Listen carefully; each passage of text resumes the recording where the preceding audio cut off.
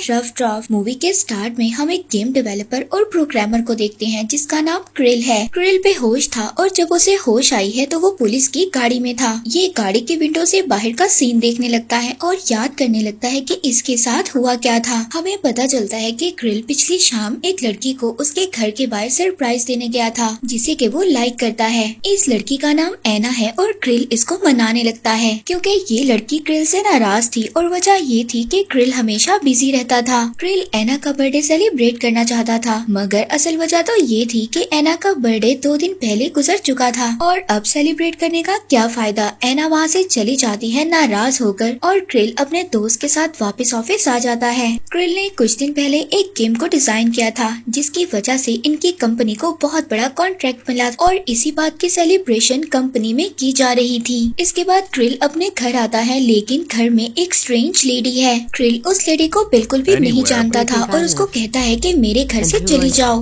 मगर ये लेडी कहती है कि ये घर तो मेरा है मगर असल में ये घर तो क्रिल का था। इन दोनों के दरमियान आर्ग्यूमेंट स्टार्ट हो जाता है और इसके बाद वहाँ पर पुलिस को बुलाया जाता है। क्रिल का घर तो बदल चुका था और साथ ही साथ क्रिल के जो नेबर्स थे वो भी क्रिल को नहीं पहचान पा रहे थे। एंड में ये लेडी अपना नाम रैना बताते हुए घर के सारे कागजात दिखाती है और अब क्रिल घर से बाहर आ गया था। इसको कुछ भी समझ नहीं आ रही थी कि आखिर इसके साथ हो क्या रहा है। हैरानी और परेशानी की वजह से अब ये अपने फ्रेंड के पास आ जाता है और इंटरनेट से अपने घर के पेपर्स निकालने लगता है। अब ये सभी पेपर्स का प्रिंट लेने के बाद अगले दिन ये नेशनल कॉर्पोरेशन में जाता है इन सब चीजों का प्रूफ लेकर। ये प्रूफ करने के लिए ये घर उसका अपना है मगर वहाँ पर जाकर तो इसको और भी ज्यादा शॉक्ड होना पड़ता है क्योंकि इसके नाम का डेटाबेस तो ऑफिस में मौजूद ही नहीं था। और अब प्रूफ लेने के लिए ये ऑफिस में भी जाता है मगर ऑफिस में भी क्रिल को कोई भी नहीं पहचानता। सब लोग ऐसा स्ट्रेंज बिहेव कर रहे थे कि जैसे क्रिल कभी पहले इस शहर में ही ना आया हो। क्रिल ऑफिस में बहुत ज्यादा हंगामा क्रिएट करता है, सबको अपनी पहचान करवाता है। वो कहता है कि कैसे हो सकता है कि तुम लोग मुझे पहचान ही नहीं रहे। क्रिल सोचता है कि शायद ये सब कुछ इसके फ्रेंड ने किया हो मगर इसके फ्रेंड ने भी ऐसा कुछ नहीं किया था। और अब क्रिल अपने पेरेंट्स के पास जाता है मगर इसके पेरेंट्स भी मुकम्मल तौर पर इसको पहचानने से इनकार कर देते हैं। वो क्रिल से कहते हैं कि इनकी तो पहले कोई औलाद ही नहीं थी। अब गुस्से में क्रिल दोबारा से उसी लेडी रैना के पास जाता है और उससे बहस करने लगता है। उसे कहता है कि ये घर मेरा है। वो लेडी भी इसके साथ बहस कर रही होती है और एंड में हम बहुत ही हैरानी वाला सीन देखते हैं। रैना यहाँ पर क्रिल से चाकू लेकर अपने पेट में खुद ही मार लेती है। और अब मूवी के प्रेजेंट सीन में आते हैं जहाँ पर क्रिल को पुलिस ने पकड़ा हुआ है और यही वजह थी कि क्रिल को पुलिस ने रैना की डेथ की वजह से पकड़ा हुआ था।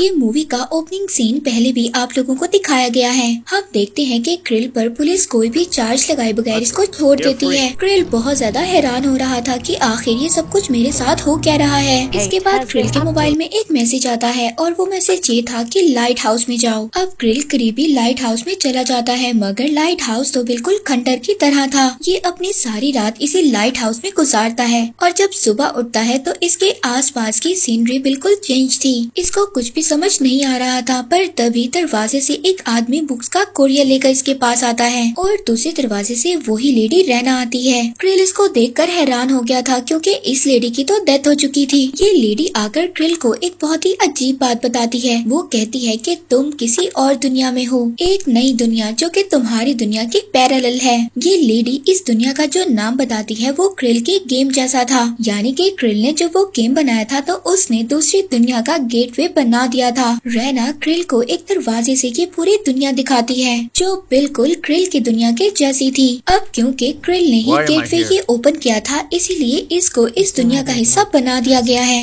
अब क्योंकि क्रिल को इसी दुनिया में रहना था इस वजह से रैना ने क्रिल की असल आईडी उसकी असली दुनिया से मिटा दी थी और यही वजह थी क्रिल के ना तो पेरेंट्स और ना ही कुली कोई भी इसको पहचानता नहीं था।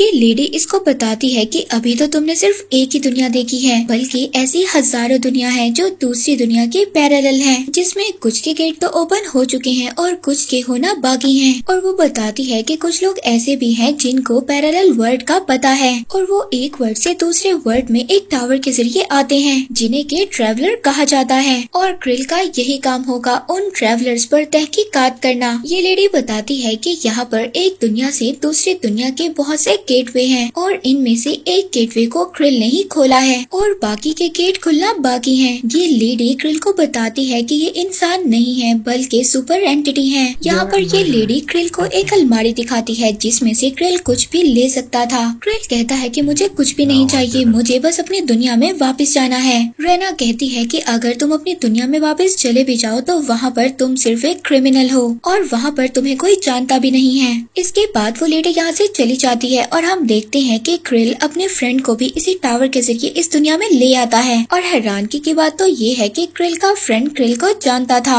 अब क्रिल सारी की सारी कहानी अपने फ्रेंड को बताता है। ये सुनकर बहुत ज्यादा हैरान हो गया था। तभी हम देखते हैं कि कुछ ट्रैवलर्स भी टावर के जरिए इस दुनिया में आ जाते हैं और इनमें एना और उसका दोस्त भी था। अब एना जो कि दूसरी दुनिया में आई थी, इसकी याददाश्त मिट चुकी थी और ये क्रिल को नहीं पहचानती थी। एना का फ्रेंड इस सोसाइटी का हिस्सा था और उसने एना को भी इस दुनिया में लाकर घुमाने का प्लान बनाया था। अब क्रिल इन दोनों का ट्रैवलर अप्रूव करता है और ये दोनों इस दुनिया को घूमने के लिए निकल जाते हैं। अब क्रिल अपनी फ्रेंड के साथ इन दोनों का पीछा करता है। ये दोनों एना को ढूंढ ही रहे थे, तभी एक रोबोट आकर क्रिल पर अटैक कर देता है। पर यहाँ पर हम देखते हैं कि क्रिल के अंदर बहुत ज्यादा सुपर पावर्स थी और ये बहुत ही आसानी से रोबोट से लड़ रहा था। हम देखते हैं वो रोबोट इसको छोड़कर यहीं पर भाग जाता है। इसके बाद क्रिल एक लेडी को देखता है जो कि मर रही होती है। ये लेडी पानी मांग रही होती है। क्रिल जब इस लेडी को पानी देता है तो ये लेडी क्रिल को बताती है कि हमारी दुनिया में पानी जख्मों के घाव जैसा है, अगर हम मर रहे हो तो पानी पिए हम लोग ठीक हो जाते हैं। ये लेडी क्रिल को बताती है ये भी एक लेडी कस्टम ऑफिसर है और वो बताती है कि वो इमोर्टल है और इसकी एज आगे अभी तक नहीं बढ़ी। और क्रिल को यहाँ पर पता चलता है कि वो भी इमोर्टल हो चुका है। इसके बाद क्रिल दोबारा से टावर में आता है, रेस्ट करता है और सो जाता है। और जब वो उठता है तो देखता है टावर का एक और गेटवे दूसरी दुनिया में ओपन हो गया था। क्रिल अब दूसरी दुनिया देख रहा था जो पहली दुनिया से भी ज्यादा खूबसूरत थी। तभी यहाँ पर रेना और सीनियर कमेटी के लोग आ जाते हैं जो कि इस नई दुनिया को चेक करने लगते हैं। इसके बाद रेना क्रिल को एक लॉकेट पहनाती है और उसको कहती है कि तुम इस दुनिया से इस टावर से 15 मिनट का रास्ता ही तय कर सकते हो और तुम्हें उस 15 किलोमीटर के अंदर अंदर ही रहना होगा और अगर क्रिल 15 किलोमीटर से आगे जाता है तो ये मारा जाएगा। अब क्रिल को अपने पेरेंट्स से मिलना था जो कि टावर से 13 किलोमीटर दूर थे, इसलिए क्रिल अपने पेरेंट्स से मिलने के लिए निकल जाता है। लेकिन क्रिल जैसे जैसे टावर से दूर जा रहा था इसकी हालत खराब हो रही थी। इसकी बॉडी ट्रांसपेरेंट होती जा रही थी। इसको पानी की जरूरत थी पर तभी ट्रेन में एक आदमी इसको पानी पिलाता है और इसकी हालत ठीक हो जाती है। इसके बाद ही अपने पेरेंट्स से मिलने के लिए घर पहुंच जाता है। क्रिल के फादर एक प्रोफेसर थे। ये काफी ज्यादा टाइम अपने पेरेंट्स के साथ गुजारता है। अब अपने पेरेंट्स के साथ वक्त गुजारने के बाद ही वापस टावर में आ जाता है और टावर में अब एना भी आ गई थी अपने फ्रेंड के साथ। एना यहाँ पर वेकेशंस मनाने के लिए आई थी। नेक्स्ट सीन में हम क्रिल को देखते हैं जो एना को ये बात याद दिलवाने की कोशिश करता है कि वो रियल वर्ल्ड में दोनों दोस्त हुआ करते थे। एना को अब कुछ याद तो नहीं था मगर वो क्रिल को लाइक करने लगी थी। हम देखते हैं कि क्रिल एना को एक पार्टी में लेकर आता है। वहाँ पर रेना भी थी मगर रेना को ये बात पसंद नहीं आती क्योंकि रेना भी क्रिल को लाइक करने लगी थी। अब रेना एना को जाकर बताती है कि तुम जिसको पसंद करती हो वो ह्यूमन नहीं है बल्कि एक सुपर ह्यूमन बन चुका है। एक्चुअली में ये पार्टी भी क्रिल के लिए थी क्योंकि क्रिल ने 2 दुनिया के दरवाजे खोल लिए थे। रेना इन सब के बाद फिर रुकती नहीं है। वो एना को किडनैप कर दूसरी दुनिया में भेज देती है। वहाँ पर हम क्रिल को देखते हैं जो एना को ढूंढ रहा था मगर उसको एना नहीं मिल रही थी।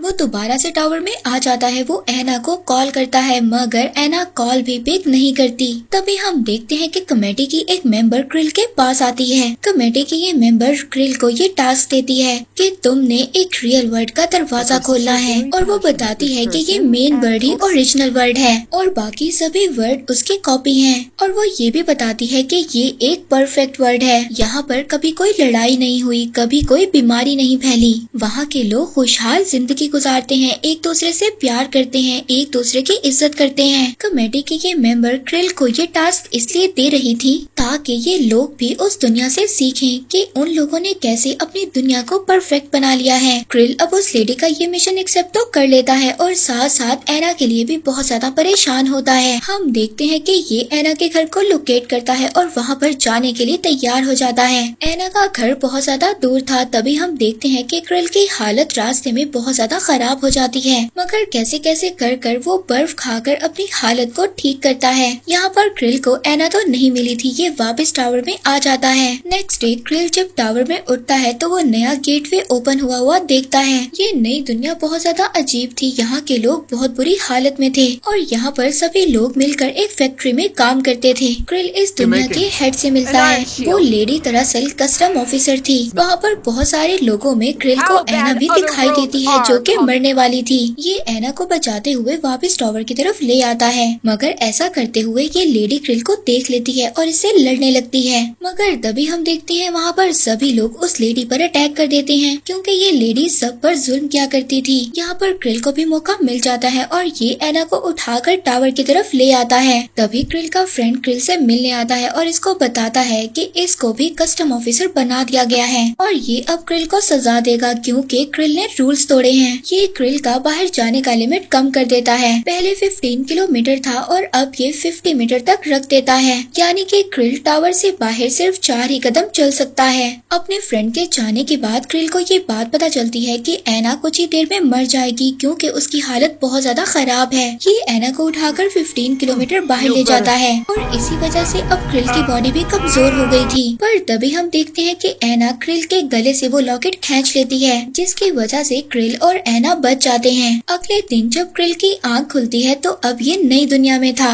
ये दुनिया बहुत ज्यादा प्यारी और एडवांस थी। यहाँ की टेक्नोलॉजी बहुत ज्यादा आगे की थी। क्रिल यहाँ पर इस दुनिया के कस्टम ऑफिसर से मिलता है जो कि इसे इस दुनिया के बारे में सारी इन्फो देता है। पता चलती है कि यही मेन वर्ड है जिसको खोलने का कमेटी की मेंबर ने कहा था। ये ऑफिसर बताता है कि इसी वर्ड ने बाकी सारे वर्ड्स को बनाया है। इन्होंने बाकी वर्ड्स को इस वर्ड से 10-11 साल आगे रखा था ताकि इन लोगों को पता चल जाए कि फ्यूचर में क्या होने वाला है। अगर किसी मुल्क में लड़ाई या फिर कोई बीमारी या फिर कोई जंग होने वाली है तो ये उनकी गलतियों से सीख सकें। यहाँ के लोग पैरेलल वर्ल्ड की गलतियों को सीख कर खुद को एडवांस करते रहे, यानी कि अगर किसी पैरेलल वर्ल्ड में लड़ाई हुई है तो ये लोग उस लड़ाई को अवॉइड करते थे और साथ ही किसी और वर्ल्ड में कुछ और डिस्कवर हुआ है और या फिर कुछ इन्वेंट हुआ है तो ये लोग सारा डाटा अपने वर्ल्ड में ले लेते थे और उसे और ज्यादा एडवांस कर लेते थे। और ये सब सुनकर क्रिल को बहुत ज्यादा बुरा लग रहा था कि इसकी दुनिया असल दुनिया ही नहीं थी, इसकी दुनिया तो कोई और है।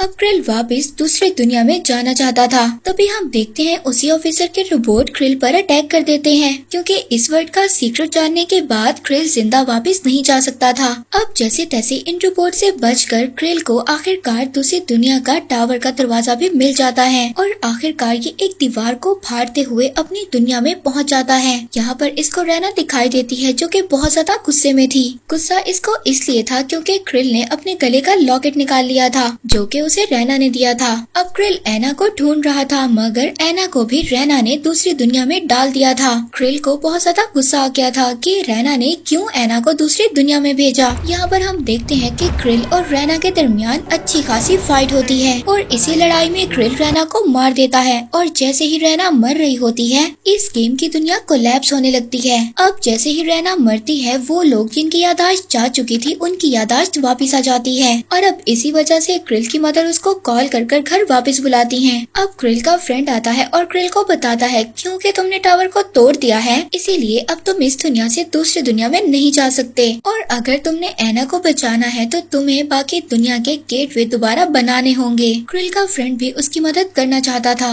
और अब ये दोनों मिलकर दूसरी दुनिया के गेटवे बनाने की खोज में लग जाते हैं। वहीं पर हम फायर ब्रिगेड को देखते हैं जो टावर की आग बुझाने के लिए पानी मारने लगते हैं और इसी पानी की वजह से एंड में रैना दोबारा जिंदा हो जाती है और यहीं पर ये मूवी एंड हो जाती है।